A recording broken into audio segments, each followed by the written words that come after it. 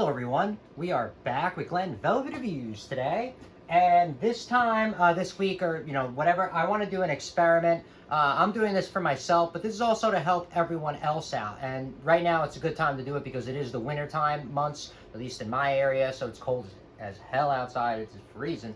But anyway, I keep my apartment at a 67 degrees, so we know, the base, I usually try to keep it 67, 68, whatever around there.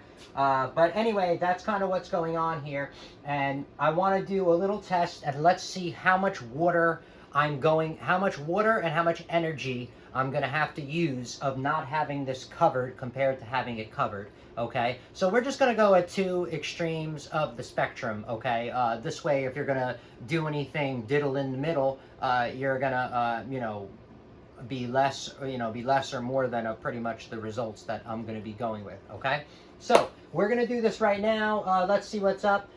First, we're going to do the heater is what I want to see. I already marked on the calendar. Well, I'm going to mark on the calendar right here. I did like a 15-gallon water change. This way, I can, wait, an extra week or two before doing the next water change. This way, I can get a good test for you guys and for myself, so we can just all learn together as a community, because that's kind of, what we do here, right? But anyway, so I'm going to use the Eheim. Doesn't really matter the heater because I'm going to compare the same exact heater. We're just going to compare that Eheim for 3 weeks of it, with covered and with not. So let me take the heater out right now. All right, so I'm at 79 degrees. Okay, that's kind of what's up and what I keep mine at. I don't know. Everyone keeps their temperatures different, obviously, but this is going to be for my base so we know the results and see what's going on here. All right, so of course we got my meter over here, so we're going to test this. I'm going to reset this. This thing, I did a review on already, the Kumon. I have another one coming I'm going to do a review on as well. I can't wait, and then we'll compare those two. But I got another one because this is going to be busy with this, and I got other reviews I got to do for you guys and give you guys, energy monitoring, numbers and stuff like that. But we're going to reset this. We're going to plug this in, get this going. 4:30 p.m. we're going to try to get around here, so I'll even write that down over here.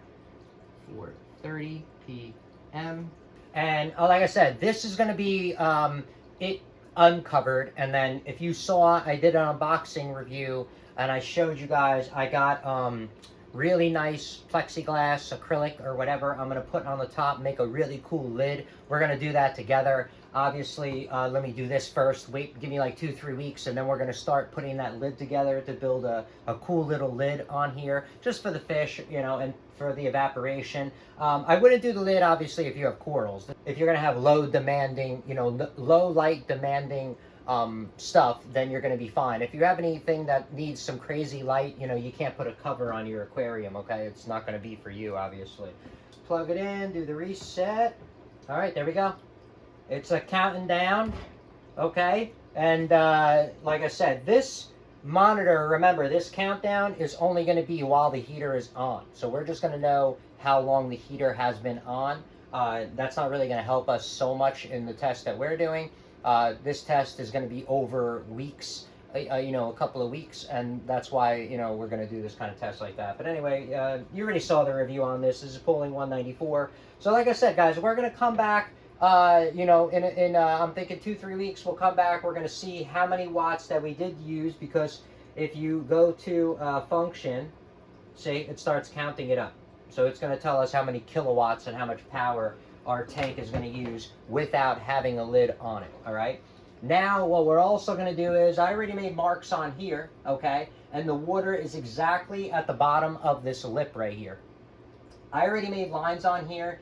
Each one of these lines are 32 ounces, so I know how low it's going down, and at least I'll be able to, I already did the measurements, I was trying to do it before, but each one of the lines are 32 ounces, so I'm going to know what's up and how much I added to it, or whatever the case, and I'm going to write it down.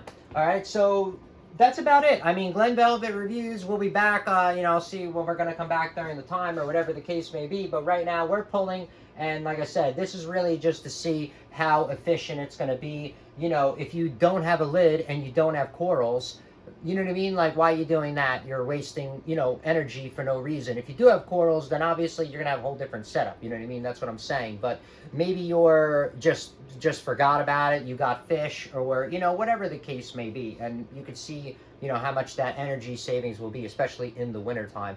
The evaporation, I don't know, you know, because it's not summertime, so it's the evaporation. I don't know if it's going to be that crazy, but it's still, this thing evaporates quite a bit, you know what I mean, whether it's cold or not. So, all right, but that's about it for Glen Velvet Review. So we'll be back, like I said, all right?